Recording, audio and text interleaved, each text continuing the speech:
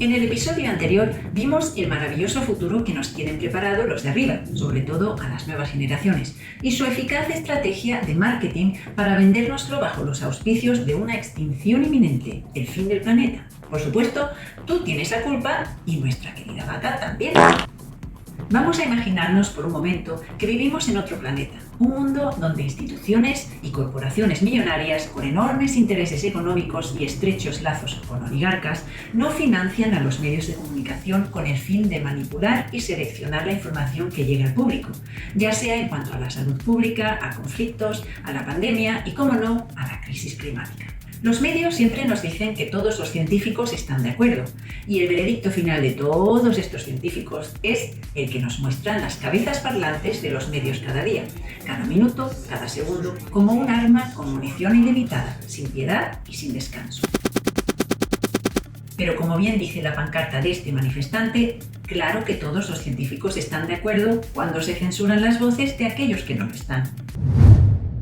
Para empezar, y aunque resulte insoportable para muchos, no podemos ignorar a la persona que siempre nos dice lo que tenemos que hacer, ya sea en lo relacionado a la pandemia, en lo relacionado a esos inyectables con los que obtuvo billones en beneficios, en lo relacionado a no comer carne pero sí comer la carne plástica en la que él invierte.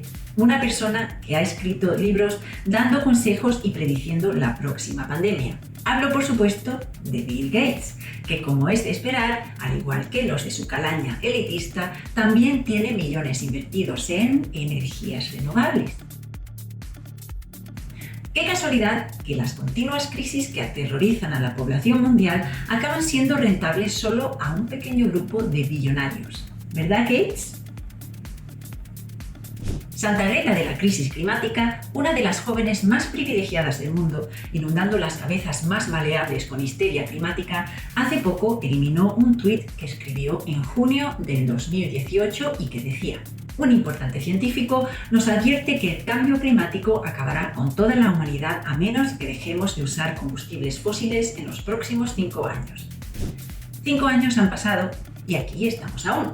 El hecho de que se impongan políticas basadas en lo que dice esta joven debería darnos más terror que la crisis que predica. En los años 70, los titulares nos avisaban de que el fin del mundo estaba cerca porque la emergencia climática nos llevaría a otra edad de hielo. Así nos lo avisaba Spock. Lo que los científicos nos dicen ahora es que la amenaza de una edad de hielo no es tan remota como se pensaba. Durante la vida de nuestros nietos, el frío ártico y la nieve perpetua podrían convertir la mayor parte de las zonas habitables de nuestro planeta en un desierto polar.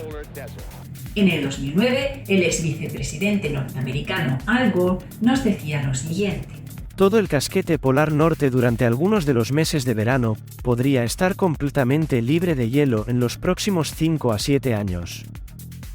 Así que, para celebrar que aún estamos aquí, a pesar de todas estas predicciones falsas de catástrofes climáticas, hoy en Radar queremos escuchar algunas de las voces de verdaderos expertos ignorados o silenciados. El profesor Michael Kelly, profesor emérito de Ingeniería en la Universidad de Cambridge, doctorado en Física y con un máster en Matemáticas y Física de la Universidad de Wellington en Nueva Zelanda, dice en una carta al periódico The Times: se ha sobredimensionado sistemáticamente la ciencia para producir alarma. Veamos un ejemplo de esta alarma. Los seres humanos son responsables de prácticamente todo el calentamiento global de los últimos 200 años. La bomba de relojería climática está en marcha. El profesor Kelly continúa diciendo: cuando los científicos abandonan la investigación neutral a favor de los grupos de presión, ponen en peligro su propósito y su integridad. La crisis climática deja de ser ciencia para convertirse en dogma, y ya no parece haber lugar para un debate constructivo. Me preocupa los billones que se van a malgastar en esto. Escuchemos su espeluznante predicción de los años venideros, suponiendo que las élites sigan persiguiendo esta agresiva y apresurada agenda cero emisiones. A no ser que haya algún proyecto innovador de ingeniería para llevar a cabo el plan, el profesor Kelly muestra la locura que supone esta agenda. Este gráfico resume el problema que tenemos ante nosotros. La línea negra que asciende representa las emisiones de CO2 en gigatoneladas. Lo que tendremos que hacer para cuando lleguemos al año 2100 es ir hacia atrás. La cantidad de energía basada en combustibles fósiles que vamos a usar por persona es la misma que la utilizada por persona en el año 1880. Cualquier energía extra que usemos tiene que provenir de fuentes limpias. Pero afirmo que no vamos a conseguir esta meta con ningún tipo de proyecto de ingeniería conocido que cuente con apoyo democrático. Y, por supuesto, los activistas quieren que esa curva baje en los próximos 6 años. Yo afirmaría que la única manera de hacerlo es desencadenar una guerra nuclear y matar al 90% de la población, y entonces puede que lo consigamos. Pero no veo ninguna otra alternativa de ingeniería práctica. La opinión del profesor Kelly acerca de eliminar el 90% de la población para alcanzar la meta de esta agenda suena horriblemente radical, pero metas radicales necesitan de medios radicales. Y esto es lo que nos quiere decir el profesor Kelly. No sé si es ingenuidad, incompetencia o pura maldad que instituciones, grupos elitistas y corporaciones se hayan propuesto una meta sin haber planificado en detalle cómo hacerlo y sin ni siquiera tener aún la tecnología necesaria para ello. El congresista Thomas Massie es breve y conciso en su visión de la Agenda 2030. Las cifras y el ritmo de adopción de tecnologías se ha desarrollado utilizando la ciencia política, no la ingeniería. Son poco prácticos, y si seguimos ciegamente estos objetivos, esto causará dolor y sufrimiento para la clase media. Veamos otro ejemplo de la retórica alarmista. En septiembre del 2022, el secretario general de las Naciones Unidas, Antonio Guterres, afirmó que los desastres relacionados con el clima habían aumentado en un 500% en los últimos 50 años. Esto es pura desinformación. En comparación con la década del 2000, los números son aproximadamente un 10% más bajos. Según Roger Pielke, profesor del programa de estudios ambientales y galardonado con el premio Edward Bruckner por sus logros sobresalientes en la investigación climática interdisciplinaria, lo que dice Antonio Gutiérrez es pura desinformación. Jamás encontrarás una afirmación errónea más obvia y atroz en los debates públicos de una institución tan importante. El Dr. Björn Lomborg, académico experto en clima, presidente y fundador del Centro de Consenso de Copenhague, que investiga y publica las soluciones más inteligentes a los mayores problemas del mundo, exdirector del Instituto de Evaluación Medioambiental del gobierno danés y autor del bestseller Falsa Alarma, cómo el pánico al cambio climático nos cuesta billones, perjudica a los pobres y no arregla el planeta, a pesar de ser una de las voces más críticas de la ortodoxia climática, ha sabido navegar y sobrevivir en las turbulentas aguas de la censura. Pide soluciones inteligentes para el calentamiento global y critica la poca eficiencia de los acuerdos logrados en la COP21. ¿Qué dicen los datos reales quitando la histeria? ¿Y debería preocuparnos ese margen de 5 a 10 años de vida que le queda a la humanidad? Han pasado más de 50 años desde que la ONU nos dijo por primera vez en 1972 que el mundo solo tenía 10 años para evitar la catástrofe. Así que, no, ciertamente no estamos viendo un historial de predicciones buenas. Y no es lo que el panel climático de la ONU está diciendo. El clima es un problema real y es algo que debemos solucionar, pero inteligentemente, y no lo estamos haciendo en absoluto. Estas predicciones de que el mundo se acaba, no solo nos asustan y asustan a nuestros hijos, también nos hace entrar en pánico. Y eso, por supuesto, significa que acabamos tomando muy malas decisiones.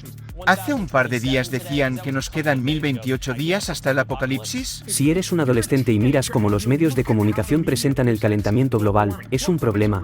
La forma en que se está presentando, como que es el fin del mundo. En realidad, tenemos buenos datos satelitales de cuántos huracanes azotan el mundo. El año pasado, se produjo el menor número de huracanes en la era de los satélites desde 1980. Si nos fijamos en el número de personas que mueren por desastres relacionados con el clima, inundaciones, sequías, tormentas, incendios, temperaturas extremas, tenemos buenos datos de los últimos 100 años. Estamos un 99% más seguros a pesar del calentamiento global. Tenemos que decírselo a nuestros hijos para que no se mueran de miedo. ¿Qué están sacando de toda esta histeria de la energía verde? La política actual para hacer frente al cambio climático le va a costar al mundo, según el último estudio de McKinsey, al menos $5,6 trillones cada año durante los próximos 30 años. Eso es inasequible. Esto es tan increíblemente costoso, que básicamente tienen que decir que es el fin del mundo. No lo es. Es un problema, y es por eso por lo que tenemos que solucionarlo inteligentemente. Estas predicciones se han hecho durante mucho tiempo. Han fracasado.